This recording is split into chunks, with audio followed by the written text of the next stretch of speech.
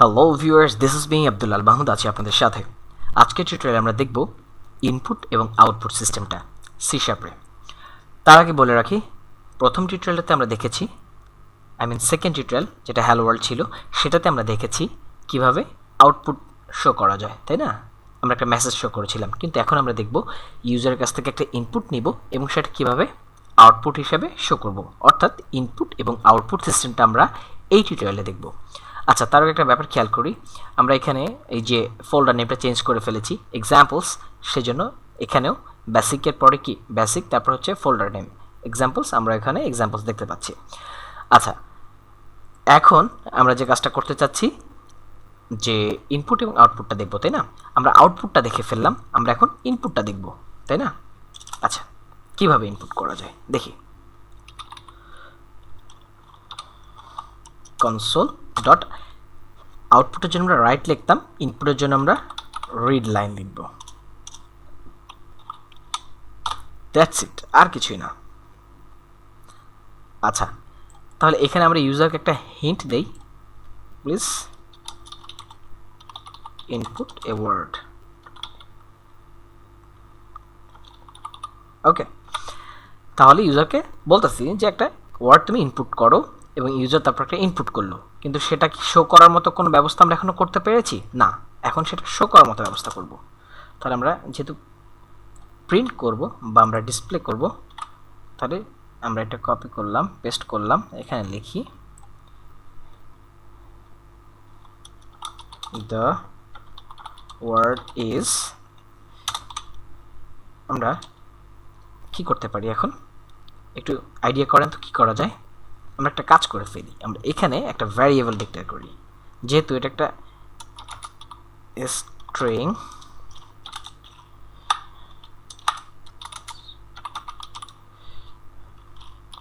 Name.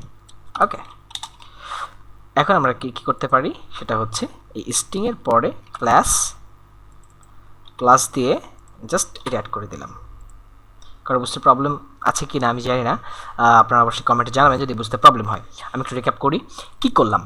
ফার্স্টে আমরা display করলাম বা আউটপুটে বললাম বা মেসেজ শো করে বললাম প্লিজ ইনপুট এ ওয়ার্ড। তাহলে ইউজার বুঝে নিল তাকে একটা ওয়ার্ড ইনপুট করতে হবে। দেন কি করলো, স্ট্রিং নেম দিয়ে আমি একটা ভ্যারিয়েবল ডিক্লেয়ার করলাম, এবং সেই ভ্যারিয়েবলের মধ্যে ইউজার যা দিবে সেটা চলে যাবে, তাই না?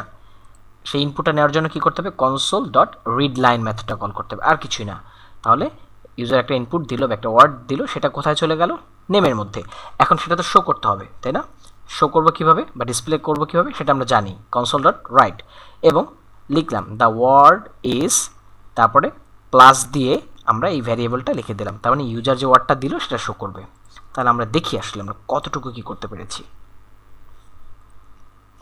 ওয়েল, ওয়েট করছি প্লিজ। আচ্ছা, ইনপুট বানানটা মিস্টেক হয়েছে, যা করে ব্যাপার না। প্লিজ ইনপুট এ ওয়ার্ড, আমরা লিখলাম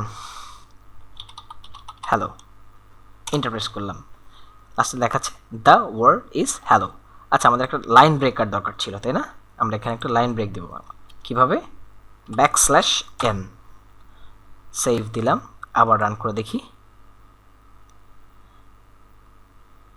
আচ্ছা, আমরা একটা এটা স্পেলিংটা ঠিক করে নিই, সেভ দিলাম, রান করছি। Yes, please input a word. আমি আমার নাম লিখছি Mahmud, the word is Mahmud. Alright, তো এটাই ছিল হচ্ছে ইনপুট এবং আউটপুটের সিস্টেম। আচ্ছা, আরেকটা ব্যাপার আমি স্কিপ করে গেছি, সেটা বলি। সেটা হচ্ছে যে আমরা যখন ক্লাস ক্রিয়েট করেছি তখন কিন্তু বাই ডিফল্ট এই যে কিছু কোড, অ্যাডিশনাল কোড আমাদেরকে দিয়েছে সি শার্প বা ভিজুয়াল স্টুডিও, তাই না? কেন দিয়েছে, তার মধ্যে দেখতে পাচ্ছি নেম স্পেস। নেম স্পেসটা আসলে কি? নেম স্পেস হচ্ছে এমন একটা জিনিস, মানে এভাবে বলা যায় যে কালেকশন অফ ক্লাসেস, অর্থাৎ কিছু ক্লাসের কালেকশন হচ্ছে নেম স্পেস, মানে নেম স্পেসের মধ্যে একাধিক ক্লাস আছে। আচ্ছা, আমরা একটা রিয়েল এক্সাম্পল বা লাইভ এক্সাম্পল দেখতে পারি, যেমন এই যে বেসিক। আচ্ছা, বেসিকের উপরে ধরে দেখি, দেখাচ্ছে নেম স্পেস বেসিক, অর্থাৎ এই বেসিকটা হচ্ছে একটা নেম স্পেস যার মধ্যে এক বা একাধিক ক্লাস থাকতে পারে। ঠিক আছে, এই যে হ্যালো ওয়ার্ল্ড একটা ক্লাস আছে, আরও একাধিক ক্লাস থাকতে পারে, এই জন্যই একাধিক ক্লাসের সমষ্টি হচ্ছে বেসিক। তাই না? আর বেসিক এই জন্যই হচ্ছে নেম স্পেস। আমরা একটা লাইভ এক্সাম্পল দেখি। এই যে বেসিক, এটা কি? এটা একটা প্রজেক্ট নেম আমাদের, তাই না? কিন্তু এর মধ্যে আপাতত একটা ক্লাস আছে, এর মধ্যে একাধিক ক্লাস থাকতে পারে, অর্থাৎ এক বা একাধিক ক্লাসের সমষ্টি হচ্ছে বেসিক এখন, তাই না? এই জন্যই বেসিককে আমরা নেম স্পেস বলতে পারি, কারণ নেম স্পেস এমনই একটা জিনিস যেটা হচ্ছে একাধিক ক্লাস কন্টেইন করে বা ধারণ করে। আচ্ছা, আরেকটা তথ্য হচ্ছে সি শার্পের মেইন নেম স্পেস হচ্ছে সিস্টেম। তো মেইন নেম স্পেসের মধ্যে তো সব কিছুই থাকে, তাই না? তাহলে মেইনটাই যখন ইনক্লুড করা হয়েছে, তাহলে এই অ্যাডিশনগুলো আমাদের লাগছে না, আমরা কোডটাকে মিনিমাল করে ফেললাম। আমরা দেখি কোড কাজ করে কি না।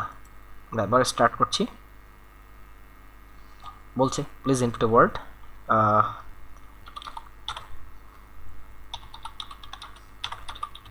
আমি আমার সাইট লিখলাম, দেখি কি লেখে।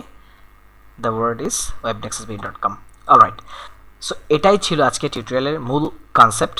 আশা করি আপনারা ইনপুট আউটপুট সিস্টেমটা নিয়ে বুঝতে পেরেছেন। এগুলো আসলে খুব হার্ড টপিক না, জাস্ট দেখানোর জন্য। আমরা যখন অ্যাডভান্স লেভেলে যাব তখন আসলে আরও খুব মজাদার জিনিসগুলো আমরা দেখব, বাট এই কনসেপ্টগুলো আসলে নিয়ে যেতে হবে আমাদেরকে। সেজন্য এইগুলো ডিসকাস করতে হবে, এগুলো নিয়ে প্র্যাকটিস করতে হবে।